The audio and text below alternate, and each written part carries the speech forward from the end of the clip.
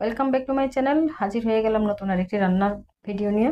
আজকে আমার ভিডিওটি যারা দেখছেন আমার চ্যানেলটিকে সাবস্ক্রাইব করে দিবেন। যারা এর মধ্যে আমার চ্যানেলটি সাবস্ক্রাইব করেছেন আপনাদের সকলকে অসংখ্য ধন্যবাদ। আমি এখানে একটা মাছের লেজ এবং মাথা দিয়েই রেসিপিটা করে দেখাবো। তো লেজ এবং মাথাকে একটু লবণ হলুদ মরিচ দিয়ে মেখে আমি এটাকে প্রথমে ভেজে নিচ্ছি। খুব ভালো করে ভাজতে হবে মাথাটা। জাস্ট উল্টে আবারও ভেজে নিচ্ছি। দেখেন কেমন লাল লাল করে ভাজছি। একদম মুচমুচে হবে না, কিন্তু আবার একদম কাঁচা কাঁচাও থাকবে না। আর রান্না করতে আমার লাগছে একটা টমেটো, একটা ক্যাপসিকাম, আর হচ্ছে পেঁয়াজ কুচি। এখানে দুইটা পেঁয়াজ এবং একটা রসুনের পেস্ট, আর লাগছে আলু। তো আমি যে মাছ ভেজেছিলাম সে তেলটা আলাদা একটা প্যানে দিয়ে দিলাম। তো দিয়ে দিচ্ছি পেঁয়াজ কুচি। এখানে একটা পেঁয়াজ কুচি আছে, পেঁয়াজ কুচিটা ভেজে নিয়ে এরপর দিয়ে দিচ্ছি ক্যাপসিকাম। ক্যাপসিকামটাকে একটু ভেজে নিব 30 সেকেন্ডের মতো। দিয়ে দিলাম টমেটো।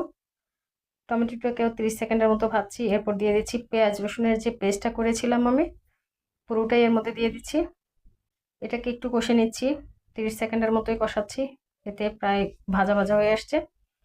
এরপর দিচ্ছি হাফ চা চামচ হলুদের গুঁড়ো, 1 চা চামচ মরিচের গুঁড়ো, 1 চা চামচ জিরার গুঁড়ো, হাফ চা চামচ লবণ। একটু পানি দিয়ে শুকনো উপকরণগুলোকে ভালো মতো কষিয়ে নিচ্ছি।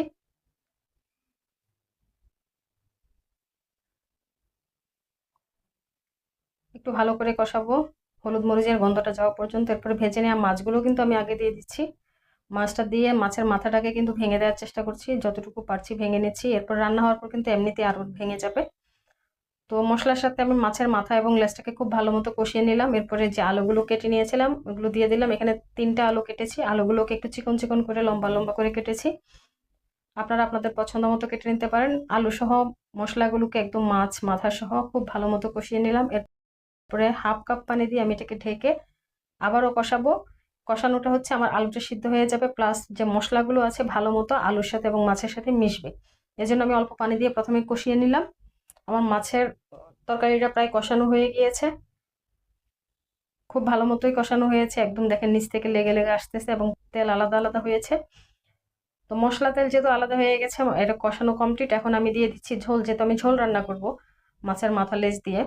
তো আমি এখানে 1.5 কাপ পরিমাণ ঝোল ব্যবহার করছি। এটাকে অবশ্যই কুসুম গরম পানি দিতে হবে। দিয়ে এখন আমি ভালো মতো আবারও নিচ থেকে মশলাগুলো আলগা করে নিয়ে একটু নেড়ে নিয়ে পরে 4-5টা কাঁচামরিচ দিয়ে দিচ্ছি। কারণ আমি যে মরিচের গুঁড়াটা ইউজ করেছি, যেহেতু বাসায় বাচ্চারাও খাবে সেজন্য সেখানে একটু কম হতে পারে। যদি কারো বেশি মরিচ খেতে ইচ্ছা করে সেক্ষেত্রে আমরা কাঁচামরিচটা উঠিয়ে নিয়ে খেতে পারবো। তো ঢেকে আমি আরো 3-4 মিনিটের মতো রান্না করলাম। এর মধ্যে আরো কিছুটা ঝোল কমে আসছে। এই যে আমার তরকারিটা কেমন হয়েছে একটু পরে দেখেন। যখন চুলাটা বন্ধ করে দেওয়ার পর ঠান্ডা হয়ে আসছে, তখন আমার মাছ তরকারিটার কালারটা কেমন হয়েছে আর তরকারিটা দেখতে কতটা সুন্দর হয়েছে। যদি ভালো লেগে থাকে অবশ্যই লাইক কমেন্ট শেয়ার করে পাশে থাকবেন।